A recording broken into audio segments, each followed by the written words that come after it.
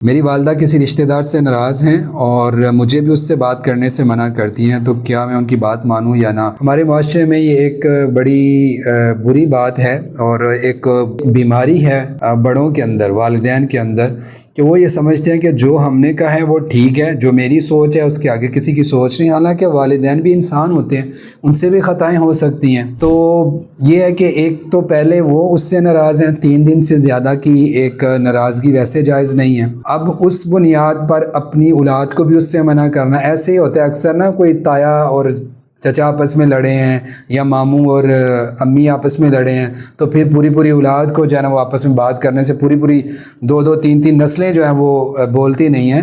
تو یہ درست بات نہیں ہے، یہ قطع تلقی کے اندر آتا ہے۔ آپ والدہ کی بات اس معاملے میں نہیں بھی مانے گی تو کوئی حرج نہیں ہے۔ یہ لا طاعۃ المخلوق فی معصیۃ الخالق، اللہ کی نافرمانی میں مخلوق کی بات نہیں ماننی۔ تو اس لیے اگر آپ اس رشتہ دار سے بات کرتی ہیں کوئی حرج نہیں ہے، یہ جائز ہے، ایسا کرنے میں کوئی حرج نہیں۔ اس پہ آپ کی والدہ ناراض بھی ہوتی ہیں یا ایموشنل آپ کو بلیک میل کرتی ہیں تو بھی اس میں کوئی حرج نہیں ہے، بلکہ آپ اگر اس بات پہ ڈٹی رہیں گی اور حق بیان کریں گی اور یہ کہیں گی کہ میں ایسا نہیں کروں گی، کیونکہ یہ اللہ تعالیٰ کا حکم ہے، اور ان کو بھی اس پہ تھوڑی سی سمجھ آئے گی، تو یہ فائدہ مند ہوگا ان کے لیے بھی اور آپ کے لیے بھی۔ شاید آپ کے ایسا کرنے سے تھوڑی ان کو اویئرنیس مل جائے اس حوالے سے۔